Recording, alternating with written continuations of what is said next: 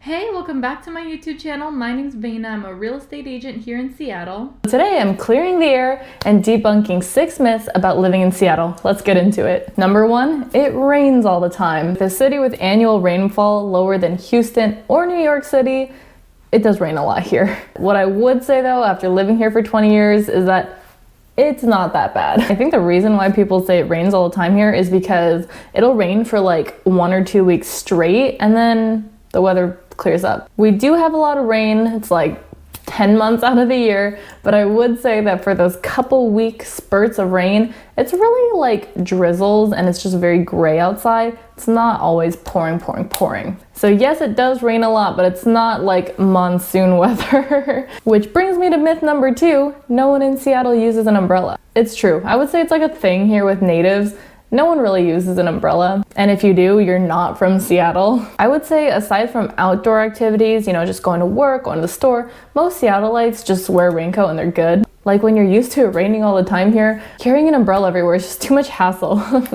We have a hood, it's the same thing. I would definitely say that I'm of the population that has not used an umbrella since I was like 3 years old. Another fun fact, an umbrella store opened up here 10 or 15 years ago.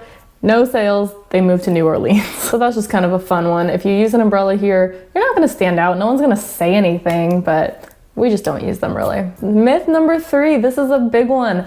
It's the Seattle freeze. I'm not gonna lie, if you are from a southern state like Texas, Alabama, Georgia, where I've heard everyone is super friendly, and you come here, you're gonna be a little shocked. I have a lot of friends that used to live in the South, even the Midwest, and they came here and they would be like, people are cold. Like back where I'm from, everyone would smile and wave and say good morning and hello. And here it's a lot of awkward pass-bys in the grocery store, weird silences in the elevator, and cold shoulders on the street. Honestly, that does exist.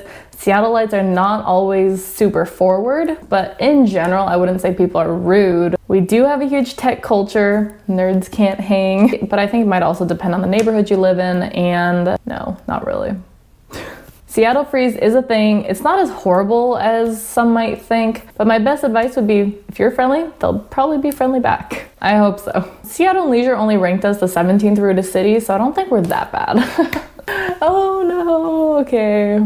Number 4. Oh, this one's a good one. Myth number 4, everyone's obsessed with the Seahawks. Yes. I happen to come from a very Tom Brady-centric family. I always like to tell the story. So my dad's a big fan of the Patriots. He wears Patriots gear everywhere, Tom Brady jersey. We went to church one time in downtown Seattle and they made the joke, oh, we can't let you in because you're wearing a Tom Brady jersey. Like at church.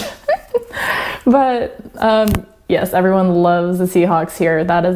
It's huge. I'm not even a big football person either, but I do know that we love our Seahawks. Okay, myth number 5, this would be my area. Seattle is mad expensive to live in. I wouldn't say the cost of living is like New York City prices, but housing is pretty expensive. Right now, you can get a really nice townhouse in Seattle for around $600,000, like a 1 or 2 bedroom, 1 bathroom, and the newer conditioned single family homes start around $800,000. This is as of March 2021, so it's gonna rise. Appreciation in downtown Seattle is about 15%. So everyone who bought 20 years ago is super equity rich, and if you buy now, you will be equity rich in the future. Demand in Seattle is high not only to live in the city, but because it's a huge opportunity zone. Everyone knows that Seattle's only going up, so they're buying lots of investment property. Especially, we're seeing a lot of Californians, especially from San Francisco, coming up and buying investment property, vacation homes, or just moving here, because it's just a little less expensive than California. The east side in Bellevue is also pretty pricey. It's kind of hard to get something under $1 million in Bellevue. But one of my favorite things about living here in Western Washington, you can get a house as low as $400,000